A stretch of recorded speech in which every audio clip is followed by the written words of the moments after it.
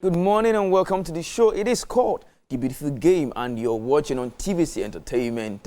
If you just joined us for the very first time, this is a show where we go to talk about happenings across the round leader game. You might call it football and some might call it soccer, but of course, we have to call it football and we are going to be talking about the recent happenings. My name is Toyosi Afolayan. I'll be your host for today's show. But I won't be doing this alone. I've got a beautiful woman beside me. She's my namesake. We've got so many things in common.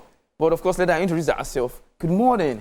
Good morning, T-Boy. Good morning to you. How are you doing? Well, I'm fine. You look beautiful this morning. Oh, thank you. And you're looking dapper yourself. Of course, as she should be. You know. We've got something to give them. Yeah, I was even complimenting you earlier that you're giving this vibe of the Yoruba bad boy or something like that. I'm going to call myself Yoruba angel, you know. Oh, really? Yeah, of course. That's how Yoruba demons. That's what they.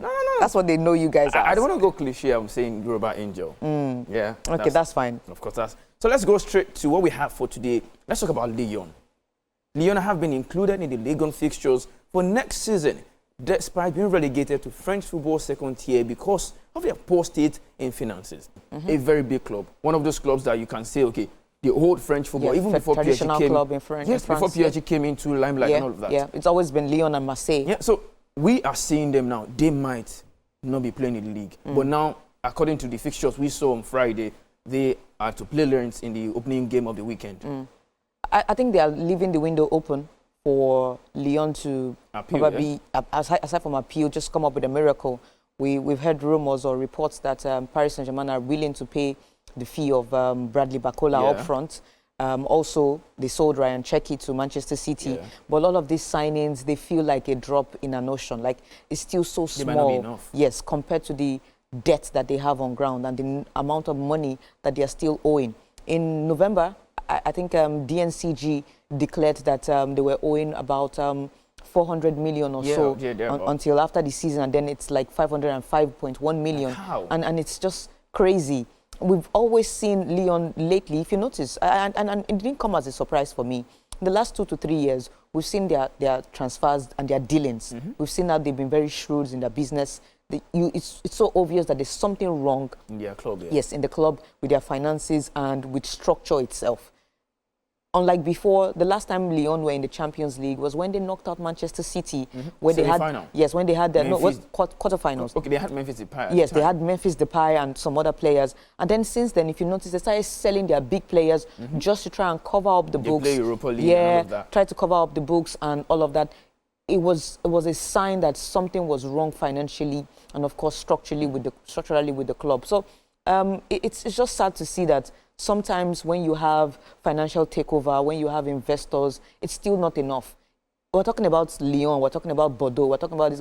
You look at other leagues, you talk of Inter Milan have their own case. Aside even Inter Milan, if you talk about La Liga. Can you remember Malaga? Yeah. Malaga in the League 2. In fact, they keep going down. I think they're in the third division. Yes, they keep going down and nobody's talking about them. That's to show you how bad it is. They usually used to have Demichelis, Isco, Kameni. Aside from Kameni, there's this other striker that used to play for Real Madrid. Batista, I think it was Leo Batista or so, that used to play for Real Madrid. You know, they had good players. Yes, they played Europa League. They played semi-finals with Borussia Dortmund, and all of a sudden the finances just collapsed, and then they just went to the League 2. From there on, they just kept going down. Even Valencia suffered the same thing. Peter Lim had to come in. Investors. It's the football. Is interesting. It's profitable, but at the same time, it's a crazy business. If you know that you cannot sustain yourself all through and maintain that, at least that level of floating, where you can afford to go for competitions, also take care of your staffs and as well players' finances. It's a serious investment. I think fans can also come in because take a look at Rio Oviedo, who, of course, they are in the La Liga now. Yeah. Santi Cazorla was part of the people who donated money so that they won't go bankrupt. Yeah, in fact, he offered not to receive any salary. Before he came to the club to play, he wanted to play for free, of course. But of course, he it's not allowed. The lowest salary. But before then, he had donated money so that they won't go bankrupt. Yeah. Now, from third division, second division, now they are in La Liga. Yeah, so after 24 years. Former players can probably help. Lyon. True. That's why we're seeing the likes of, I think Kylian Mbappe bought shares in one French club. Cristiano Ronaldo is considering buying or taking, we're seeing reports with Valencia. Yes, with Valencia. Aside, there's a Premier League club, but they're not revealing that yet. But the one I'm very certain of is the Valencia deal, and the condition is that they have to stay up, which is not relegate. Then he'll probably buy a certain amount of shares because he has a relationship with the businessman there. That's Peter Lim. And we've seen other players like that. Even Vinicius Jr. was seeing musician Thames, you know, for Seattle in MLS. You know, so we're seeing things like this where we have influential people who have money to go around, come into sports, see how they can help. Saudi Arabian businessmen too, and what they call them, organizations too, are trying. The Thailand exactly. They're trying to come into sports to see what they can do. We're seeing them do it same thing for boxing, tennis. You're gonna have to call. They need to come into football Dangote too for them. Sorry? You're going to have to call Dangote. Because Dangote wanted to buy Arsenal at some point. The Dangote issue, I don't know for how long that was, but maybe some people felt like, oh, it was not serious enough. No, some felt that it was serious, but yes, Korenke and Co were not willing to, you know, and I understand that Arsenal were not willing to just let it go like that, which is, you know, something that is normal for any big club. Well, talking about Lyon, I think we've got to talk about Crystal Palace also. Yeah. Crystal Palace themselves, they are in an issue currently. Yeah, they share the same owner and all of that, and they themselves going for the UEFA Europa League now. There's some level of uncertainty if they will be allowed to do so, if their finances are not up to par for the criteria being met to participate in the competition. So let's see how all that goes. If they're able to balance their books, if they need extra investors, maybe loan or something. Yeah. But let's see how that goes. But there was a time when they had to do change of ownership, that CFG, that City Football Group, would not have so much of influence or tie, on the organization. I'm sure they'll be able to settle it. And the best way was to buy the large share of Textor there, which makes sense. We've also seen the same issue with RB Leipzig and Salzburg. They've been able to separate themselves to know that, okay, we're owned by different entities. We might share the same umbrella group, but at the same time, we're not the same board. Yes, we're not the same board. We're a different club. We have a different structure. But yeah, we may come from the same owner or group, but we're not the same. So I know UEFA knows all of these things. Yeah. But at the same time, it's also okay that they are showing that other clubs don't make mistakes. And when I say mistake, it's not that it's not intentional. There's some clubs that they can just kind of just feel like we can bend the rules sometimes. Yes, you know, where we can bend the rules. So they put out all of this showing to show that, look, we're aware and we see these things. We want to just make sure that everybody is following every criteria. Yeah. There's no room for bending the rules or feeling like, oh, there's one particular loophole we can exploit. So, which is good. I like that, putting a level playing field for every club to be able to perform. Well, let's talk about Leicester City. Because Ruud van Nistelrooy's long-expected departure as Leicester City manager has been confirmed more than 9 weeks after the Foxes were relegated from the Premier League.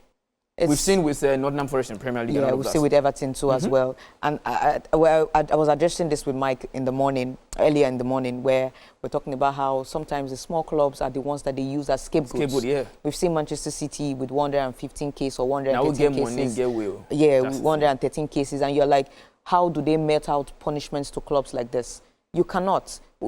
Not like the FA has not tried. Chelsea found loopholes also. Exactly. So it's a case where the big clubs have the larger say, and based on their influence that they've had in the league and in their community. So you can't really just say, oh, I'm taking Manchester City to the League 2 or to the Championship. What's going to happen? I think the franchise he has to deal with what they also offer. Yes, imagine exactly. a City leaving Premier League. That's what I'm trying to say. Yes, their influence, and all of that. Their influence, the viewership, all of those stuff. I know they may not be as a traditional club like Liverpool, Arsenal, Manchester United, and even maybe Chelsea to an extent. Yeah, Chelsea still has that clout when it comes to, when you look at trophy celebration, you compare that of Chelsea and Manchester City, see the turnout. Yeah. Chelsea still have a lot of fans than that of Manchester City, but at the same time, online, community-wise, they still have, and the money that they bring to the viewership, the fact that they won the Premier League 4 times back-to-back in a row, and the competitiveness that they bring to the Premier League too. League. They could have won double. Yes, so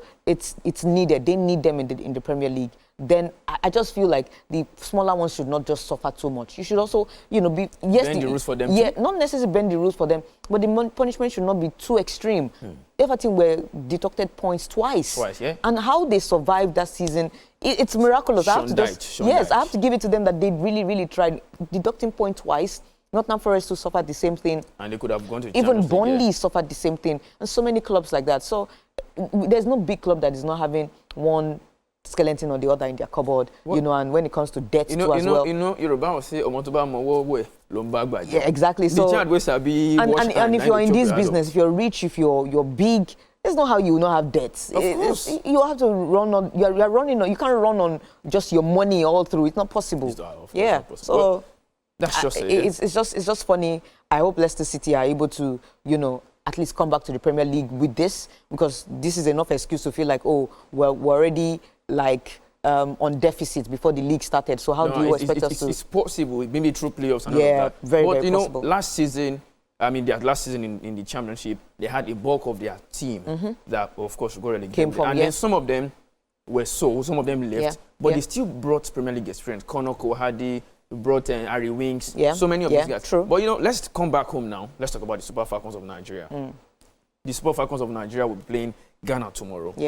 For a friendly, you know, they played Portugal. Portugal played a goalless draw. A goalless draw, and then they also played behind closed door also, but the result is not being given to the public. So let me just say out there, that the Super Falcons of Nigeria are just 1 week away from, you know, kicking off the Women African Cup of Nations in Morocco.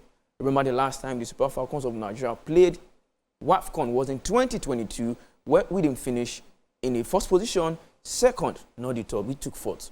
First time in about 20 years that we didn't win any medal. But this time around, it is time for Mission X.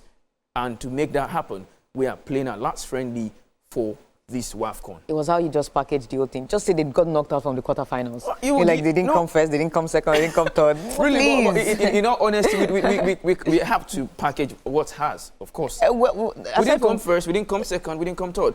But of course. So what is that? What kind of position is that? You got knocked out from the quarterfinals. It was a poor outing. We made it to the semi-final, and then we lost the third place. But it was a poor outing. They didn't do too well. Well, let's see how that goes. I'm rooting for them this time around. It looks like the atmosphere and the environment and everything is looking like, oh, there's hope.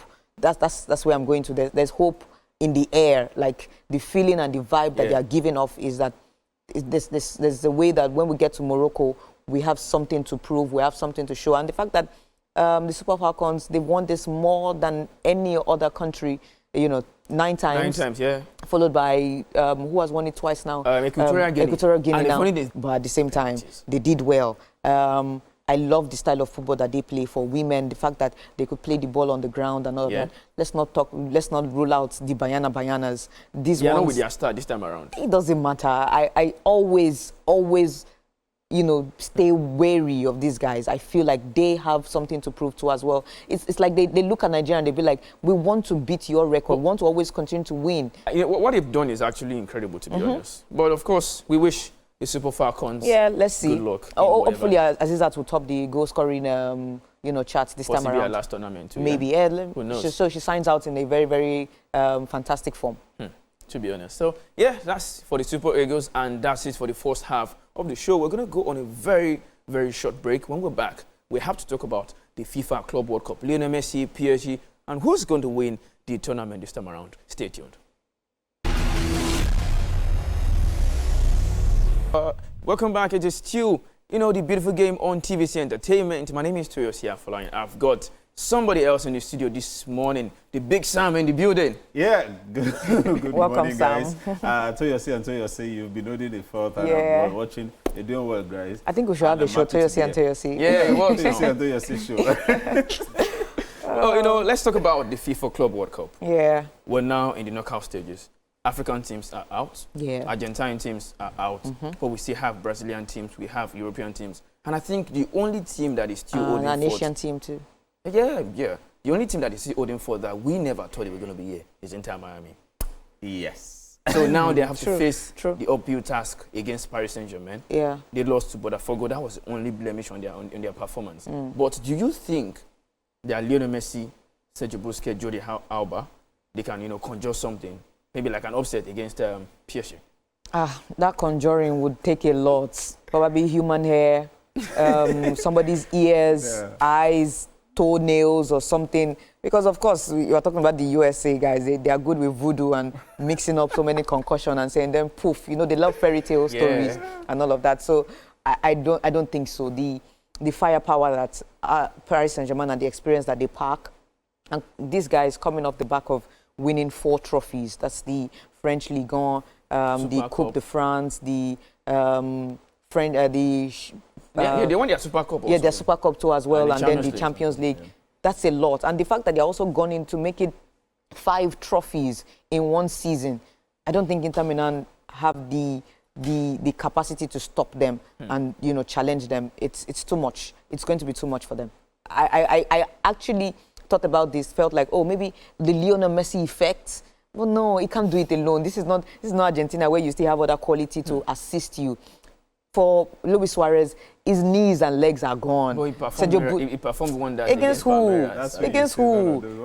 Sergio Busquets, come on. They'll run them over. Busquets is still the boss. What's the time? I think the time is 6 o'clock or so. Yeah. 5 p.m. 5 p.m. That's tomorrow. Yeah, that's tomorrow. That's 5 p.m., right? Yeah. That's how the scoreline will probably be. Oh, of course. No, of course. It's going to be like 5-0. No, that's not what's going to happen, to be honest. So, and to be fair, I just can't see past them not getting whitewashed. Exactly. I just honestly. But then, because we've seen something we call a bit of upset with PSG, with Botafogo defeating them. No one saw that happening. That's why I feel there might still be some respectable scoreline. I thought maybe Luis Suarez rested players. Yeah, but then you look at Inter Miami. One thing you can always agree on is the fact that they are going to concede. You can always look at that. And they will score. But the way they went through look at even the last game. There were 2 goals up against Palmeiras. They could have avoided PSG. In the 88th minute, they could have avoided PSG. Sure. So they are not that side. They've done the best they could, and I think even qualifying from that group, which I'm most disappointed in Al Ahly and Porto. No, FC Porto is. I'm really most disappointed in Al Ahly because I feel they should have gone, and Porto as well. You can say that, but they went through that group undefeated. They are playing the best team in Europe. One of the best sides in all of in the entire world. Yeah. Because everywhere they are choked, they've got quality players. Inter Miami doesn't stand a chance. I think they even outdid themselves. I think maybe they can have a respectable scoreline. That's the best Mascherano and his boys should go for. Fair enough. Well, let's talk about the Brazilian derby, Botafogo and Palmeiras. We're seeing Estevao, see what he did against Inter Miami, against Al Ahly. You know, to be honest, I've seen wonders from this Palmeiras side. And Botafogo, they are actually reigning on that upset against PSG. So, what are your picks? It's going to be difficult to pick between Botafogo or Palmeiras, but Palmeiras, of course, we know that they are a more announced name in Brazil. They've done so well. I think they won a trophy before the season ended or so. I think they did. Yeah, they did, and they've been quite very decent. You mentioned Estevao. He's also won the Superior Player of the Match. Twice. Twice. I think twice or once. Twice. Okay, so you see, they have talents in several, they have talents in several positions in that squad too as well. I feel like they have more experience than Botafogo, but of course, it's just like when you have Real Madrid and Atletico Madrid face off in the Champions League. They know each other very well. Yes. So it's going to be a different ball game. It's not going to be like, oh, I have the upper hand. It's very difficult for me to call who's going to have the upper hand. They know each other so well. They play in the same league and all of that. So Botafogo can just come up with one upset. They know how to ruffle each other's feathers. Yeah. And the Brazilians, especially the South Americans, we've seen them have this issue. River Plate and Inter Milan, we saw the Dumfries and Acuna. They just know how to rile you up and just cause if a normal football match becomes a riot. So I would love to see that. I would love to see that Brazilian riot, but at the same time, I also see the Brazilian football too. Yes, I think we'll be going for one of the best games. Like, these 2 sides, like you said, they know each other. They know each other. And then, I think I was just checking the record, and I think Botafogo has had the edge this season in the Serie A, in the Brazilian Serie A. So they won more first games. leg, and then they do the other one. So, and then they are the defending champion of the Copa Libertadores. So it's the champion thing they bring in. It's a different we've seen we've seen Igor Jesus. We've seen some of their talent shine in this tournament so far. So it's going to be a very, very nice game. But I feel Botafogo will have the edge because their record against Palmeiras, yes, they've been having that up until this season. they've been having that you win, you lose kind of a game. But then Botafogo seems to have the edge, a little slight edge. Well, let me put it to you. Benfica are going to be facing Chelsea. Yeah. It's going to be an emotional game for, what's his man's name? Enzo Fernandez. Yes. He's facing his club again. Are you sure it's going to be emotional? How many years? You only spent 6 months. But is there any emotion? I don't think so. 6 months with Benfica. You know, Argentine players are always emotional. They kiss the bag and all of that. No, if anything, Argentine players don't have allegiance to nobody. They don't care. They're always after the money. So what is your prediction for the game? You know, Enzo Fernandez playing against the former side. Maresca is somebody who is more like an enemy to some Chelsea fans. They feel like he has an agenda to make sure that Chelsea fails. This is a potential banana peel for Chelsea. They should be very careful so they don't slip and fall. Benfica can beat them. Let's be very clear. Yes. The fact that they defeated Bayern 1-0 and the statistics showed that Bayern played more, they attacked more. I think it was like 75% of ball possession and number of shots and everything. And all of those stuff. But that's none of my business. Football is all about scoring that important goal and winning. With Chelsea, we've seen that they are porous at the back. Yeah. You can, score goals and, somehow just break that their defensive line and all of that. Also, we've seen that in midfield, I don't know what's happening in the Club World Cup. Maybe it's the Club World Cup and the heat and the level of competition. But in the Club World Cup, that midfield is not strong at all. It has been like the way they go through the midfield. We saw, what's their name now? Flamengo. How they played them. Like Flamengo really made sure they didn't even give any respect to Chelsea. Despite going behind. Exactly. So I think it's going to be the same. Benfica has that flair too. They have Di Maria who wants to try and do something before he leaves. Yeah. And a few others like that. So it's going to be, it's a 50-50 matchup. You naturally want to feel like, because of the name, Chelsea are bigger. But it's still a 50-50 matchup for me. Okay, Flamengo. I think even Benfica have the edge based on the performance so far in the tournament. They're yet to lose, and they beat Bayern. Unbeaten throughout the group stage. So it's and Chelsea, you can never. This Club World Cup has not been for them. Cole Palmer hasn't been Cole Palmer yet. I think, save for Neto, Liam Delap, which is good for them. He's got a goal and an assist already. But it's still not connecting. But for Benfica, they seem to understand themselves well. The guys are with Otamendi leading the back line, Angel Di Maria in front. He's one of the top scorers in the World Cup. I think Benfica has the edge. But then the record has shown that Chelsea has always had the edge over Benfica in Europe. But no, this is Club World Cup. It might be different. Well, let's talk about Flamengo. They are unbeaten. 2 wins and a draw. Bayern Munich have 1 loss and two wins against one against Auckland and the other one, that 10-year win. So basically, we're seeing a Brazilian side led by this former Chelsea player. Jorginho is there. It's there, and then this coach. Luis. Yeah, that's the coach, and he's yet to lose so many games with this Brazilian side. Bayern Munich, of course, they are going to get the possession and everything. But there's something different about Brazilian football. I think they play close to each other. They mostly play like this box kind of thing in midfield. They don't do the triangle thing that you basically see in Europe. So what do you expect fans to, to watch into this game, in their game? I think we'll see a good game of football. Just like the way Flamengo showed against Chelsea, where they were not afraid, they didn't show too much respect. I think they'll do the same against Bayern. And like you mentioned, Filipe Luis has been doing really well. I was looking at him, I'm like, this guy, since the appointment, somehow there's this... well, of course, you see ex-players know teams properly, teams that they've played for, played against before. I remember Atletico Madrid have played Bayern Munich several times and they've knocked them out of the Champions League before. It's possible that they can also translate that into the team, tell them some of the weaknesses that he feels that you can exploit and all of that. And their football too is not bad at all. Jorginho has shown that, look, I might be 30 years old now, but I still have my experience. My legs are still functioning well, and I can still play good football. But at the same time, I just also feel like Bayern Munich have proper Arsenal. They are not Chelsea. They have proper Arsenal to punish them. And don't forget, this is the knockout phase, not group stage, where we can always make up for the previous mistakes or errors. It's knockout phase, like a do-or-die affair. I have to win. It's like a final for, every game is a final from here on. Well, Sam, let me take you to Brazil. Fluminense against Inter Milan.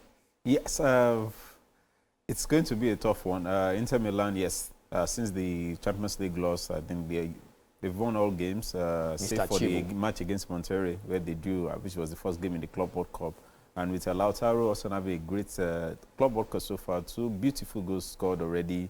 But they have a new coach.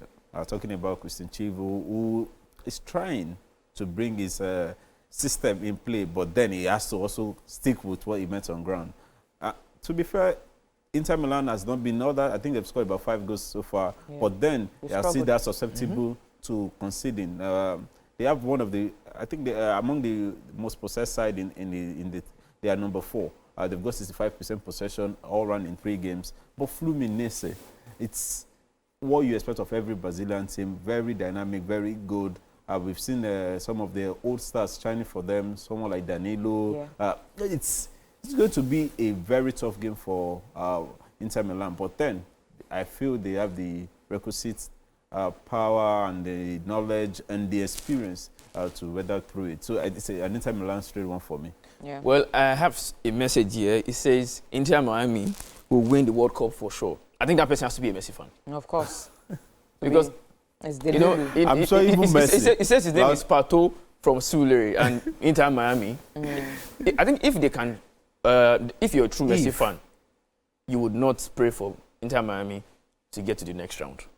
Really? Why? That's it. But you know, this is football. Sometimes there's this luck that shines on you. If they can go through the group stage without losing, what says that something cannot happen? Maybe a red card and then PSG collapse. Right. It has to be like 2 or 3 red cards then. but you would expect Inter Miami to, of course, not get past this round of 16 that they are currently. This is a win for them. This is a trophy for them. They've done enough. As a Messi fan, wherever you are, I think you should know that this is where they should stop. No, but Messi fans are always wanting more. There's nothing wrong with wanting more. There's nothing wrong with getting past. Do you know the uproar, the frenzy that would happen if they knock out Paris Saint-Germain, Champions League holders? Yeah. Everywhere would be wild. You're going to cause problems. Then if they qualify, that will be campaign for Messi night. Then the stadiums they've not been selling out. Then they'll start selling it out. Yeah. It's going to be crazy. Then I think Beckham is not feeling too well. Yeah, he has one hand. He's going to be fine. he's going to he will be healed. Well, talking about good football, let's move to Manchester City versus Al Hilal. Yeah. For me, this is a match that stands out, apart from Madrid, Juventus, or whatever. When it comes to good football, Al Hilal play good football. That is like a team outside Europe that can play in the Champions League and do well. The only Asian team in the knockout round. They are going to be playing against Manchester City, and those ones are also Asian owners, to be honest. So who are you tipping? Is it Pep Guardiola City or Zagi's Al Hilal? So I understand that because Al Hilal have few European players, and because against Xabi Alonso in the first leg or the first game in the Club World Cup, they dominated. I don't want people to get carried away by that. Manchester City are going to play them and whoop them terribly. And I'm serious.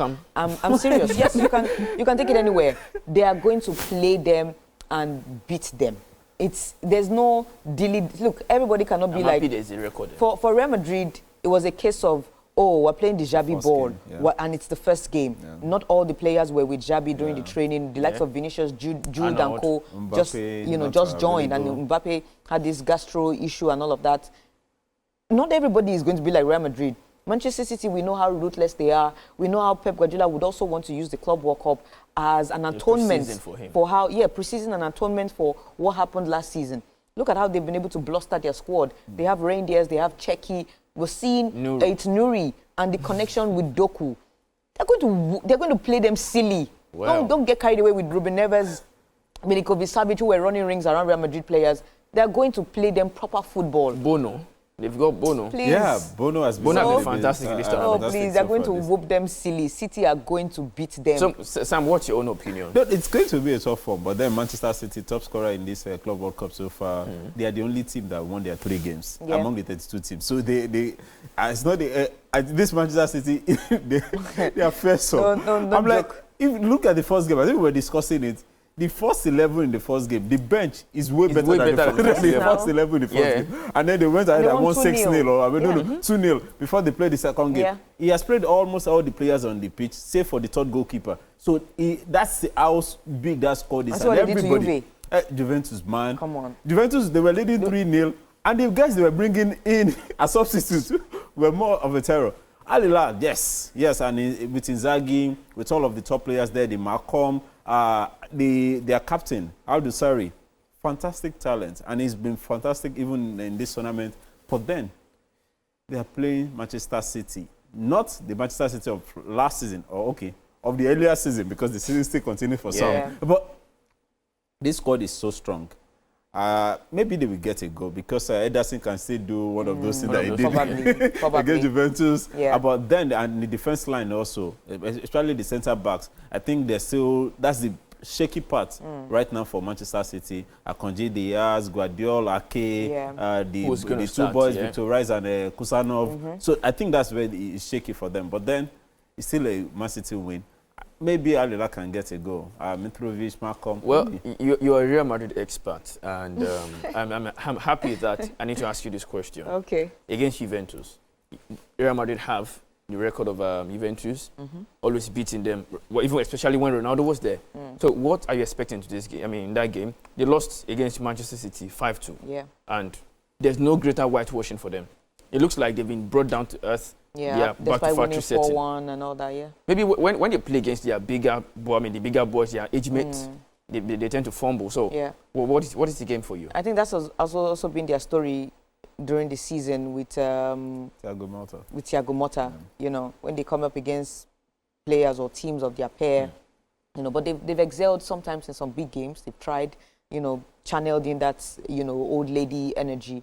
But against Real Madrid, even Real Madrid themselves, I was trying to console or try and quell the expectation of a fellow Real Madrid fan, talking about how, we did so well in the midnight. I stayed up to watch the game around 2 a.m., you know, where, wow, this is the Real Madrid we've been looking for. They said good riddance to Carlo Ancelotti. Abba. This is the football we want. Yes, Xabi ball. Yes, all over, you know, this and that. Vini, fine.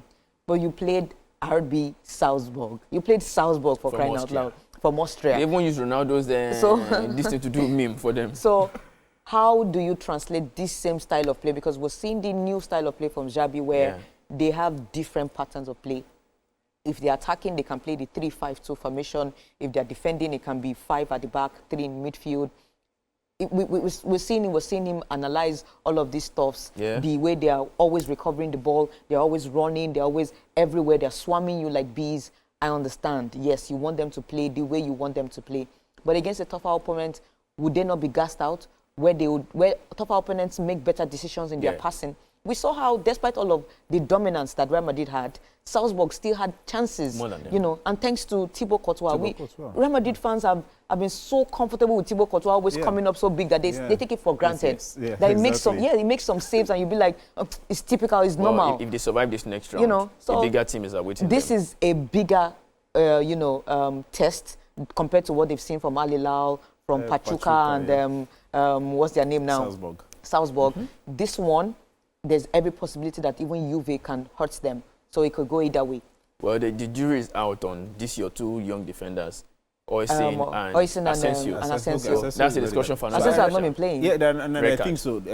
I'm sure Alonso should, but then Kenan Yildiz has been a different speaker. And that's a guy they need to watch out for. He didn't start against Man City, and when he came in, we saw what he could do. I would say Dusan Vlahovic scoring that second goal for Juventus. So it's going to be a good one for Igor Tudor to show his mettle, and then Xabi Alonso to also say, yes, I'm here as a coach. Well, give me your predictions. Dortmund, very sharp. Dortmund, Monterrey. Monterrey, I've only considered, I think, 2 goals. Sergio Ramos, at 39 years old, has won the Superior Player of the Year. Of the match. And that shows how strong that squad is. When they played the first game against Inter Milan, and I was like, no, they're not that strong. But Dortmund has also been very good. Joe Bellingham has come in and has settled in straight up. Felix Mincha, that their midfield duo. Quite solid, The man is playing for Germany. I wish he could play for Nigeria. So it's going to be a very tough game. But I think Dortmund have that superior edge going forward, and they're going to qualify. Yeah, I think so. Well, I have a message here. Jude from Ogba is asking Toyosi and Sam, who do you think, or let me say, what club do you think is going to be crowned the champion of this Club World Cup? It's still early now. Nah, let's I see can't. From, I can't, man. Let's see from quarterfinals. Give me two. Okay, give me two. At least the one you know say I told Aton I bad pass. So I'll give you 3. No, 2 now. 2. Now. It's okay, tough. 2 finalists. Let's do 2 finalists. Nah, man. No, that's sort of. No, it's early, man. I'm looking at 4 teams. From what we've seen so far, yeah, gosh. Nah. There are 4 teams that are very expected. Okay, that fans are expecting them. You have Real Madrid, you have Manchester City, you have PSG, and you have Bayern. These are the 4 sides that, you know, I'm sure if you fraction them, you have several people rooting for them as favorites. These are the 4 names. So it's going to be really tough to pick out of these 2. Well, Mike is telling me that PSG, Manchester City to be the finals. So, Sam, what's yours? So the thing about the Man City, and that's why I'm scared for them, especially if a tournament has told us many things, the team that win their group games, they seem to always fall away in somewhere. Even though they've got the score, that's why I'm not so big on it. But it's Man City, they have the score and they can go ahead and it's Pep Guardiola. But then it's PSG, Bayern. I'm not so sure about Madrid. PSG, Bayern, Man City for me. And maybe Inter Milan. For me, do you want me to be truthful or delusional? Well, somebody said earlier Inter Miami. So I'm going to go Inter Miami. I know that. Well, let's talk about transfer rumors. As regards the English Premier League, let's start with Arsenal. Arsenal are said to be completing 3 deals. 3 deals, 2 midfielders. That's Zubimendi and Nogard. From, what's his name? Brentford. Yeah. And we also have Kepa from Chelsea. Do you think these are the kind of deals Arsenal should be doing at the moment? Or, of course, focus on their centre-forward dilemma? It doesn't look like what's his name? Mikel Arteta is listening to anyone. As far as it's concerned, this is what is more important to him. This is the 3rd year we're having this conversation about having a number 9. But then, he seems to be always want to choke the midfield. Instead of extending Thomas Partey deal, they decided to let him go. Replacing a 32-year-old with a 31-year-old. And I don't know what he's thinking. But for Kepa, yes, he's a good backup. Yeah. We saw what he did with Bournemouth last season. So he's a good backup to... And even for Real Madrid. And I think it comes at a very cheap price, 5 million. And that's a good deal. I think there's a prospective deal of Mosquera from Valencia. Valencia, the defender. But you know, there's something, should I say, superstitious as regards Kepa. Backup keeper when he was at Chelsea, they won the UCL. Backup keeper for Real Madrid, they won UCL. Backup keeper for Arsenal. What are you saying? What about Bournemouth? Did you skip Bournemouth? Like, I don't understand. Bournemouth, okay, was it number 1? Yes, it was starting Bournemouth was in the Champions League, right? And they went on the Champions League. So, you know, see, Arsenal fans, I feel like meats, they always die when they get to Arsenal. Right? Yeah, meats just die. No. Yeah. Well, if it were to be a different club, I know that, okay, they are used to it. But when it comes to Arsenal, meats just die. They just die natural death, you know. Well, still in the English Premier League, let's talk about Liverpool. Have you been impressed with what they've been doing? The money. The money they've saved for years and they've been lying that the one club said he wants that they didn't give him. Wow. So many times Klopp has said he wants this, wants that. They tell him work with 50 million, work with 70. But now they're spending, I think, almost 200 or even more. Yeah, it's already 200 and even over now. Yeah. Right now. Although I would not want to count the Mamadashvili because he came. He has been signed since last season and all that. Yeah. But they've made signings that are key. They're also selling too, though. Yeah, they are making signings that are key. They need Florian Wirtz. Like I've mentioned earlier, I've emphasized on how they need to, release the burden off Mohamed Salah in terms of creativity and also chipping in the goals. Kekes to replace the old and the Robertson. Robertson now, we're looking at deals with Atletico Madrid. They're not even setting with Tsimikas too as well. Tsimikas has been off and on. He's 29 years old too, while Kekes is 22 or 23. They want young boys. You know, so they want young boys to be able to lead them to another era where they can have that longevity for years to again, which they did with Jurgen Klopp when he signed the likes of Sané, Firmino and co. Yeah. So they're about to do another one, and it's cool. You have to spend, and that's the market you're in now. You would have to spend money. There's no how. You can't avoid it. The deal of Isak, still, we don't know how good, but that's another heavy money. So the problem might be spending over 300 million by the time the summer well, is over. but that would be as after. long as they know how to balance it. Yeah, Yes, that would be after exactly. they sell the likes of Nunes. It's Nunes, defender, Diaz, and Okay, yeah, they will allow Kwanzaa to go to Kwanzaa, yeah. Dortmund. Yeah, And there's that Madrid is already looking at Konate. Konate, but that would be end of the contract because the young man doesn't want to sign a new contract. But let me take you to France, where we are going to be seeing former Golden Boys, trying to turn up, revive their career. Paul Pogba is coming back to and Ansu Fati. And then there's also this potential rumor about Anthony Martial coming back to Europe. But there's this young boy that Arsenal sold to what's his name? Barrett. Barrett. Yeah. Barrett, so basically, I saw information during the week that Martial leading the line, Minamino on the right, you see Ansu Fati on the left, and then Pogba behind them. Pogba and Golovin behind. So what do you make of those deals? It looks like especially for Ansu Fati. Oh, but the thing is, individually, these are good talents, but then Pogba has not played for 2 years. Ansu Fati has barely played in the last year. Yes, the talent is there. Martial, no. That I don't even think Martial should be called a footballer again. Martial played well for Athens. But I don't think he should be called a footballer again. But then, with Minamino, we saw what he did last season. Golovin is still orchestrating from the back. Folarin Balogun is still there. Alex They've got so many talents. It's also still there. Good for Monaco. So it's going to be good if all of them can come together to play. I'm saying to be able to find a way to balance each other out, and then Monaco can say, yes, we are coming back. Since Lyon is probably not going to come, they still have a chance to appeal for their relegation. Then with Monaco, Marseille, maybe there's something they can challenge. What's their name? PSG. Yes. Let me ask you this question. We've seen things happening concerning with Nico Williams. The mural that was painted in Bilbao, that's in their place in Basque, that place, it was cleared. I mean, tinted and all of that. They painted for him and his brother, but people are destroying that of his. And somebody else went again to repaint again. All this because he has been linked to FC Barcelona, saying is an athletic club themselves, they've been making some underground works to make sure it doesn't go to FC Barcelona. So if he joins FC Barcelona, how do you think they will be lining up? Well, there's no how Nico Williams would not play on the left-hand side. You cannot, you will not put him on the right-hand side with Lamine Yamal. I think he's definitely going to play on the left-hand side. Maybe Rafinha would have to come into that attacking midfield role as a number 10. Other than that, I think the left wing is the best position for Nico Williams. And I don't think Bilbao can do anything. This deal is going to go through 56 million pounds. As long as you pay the money to your they just feel bad. Well, we've come to the end of the show. It's been a jolly ride. I really didn't want it to end because, we've got to talk about transfer rumors and the Club World Cup. We have to go. Toyosi, thanks for coming. Big Sam, always.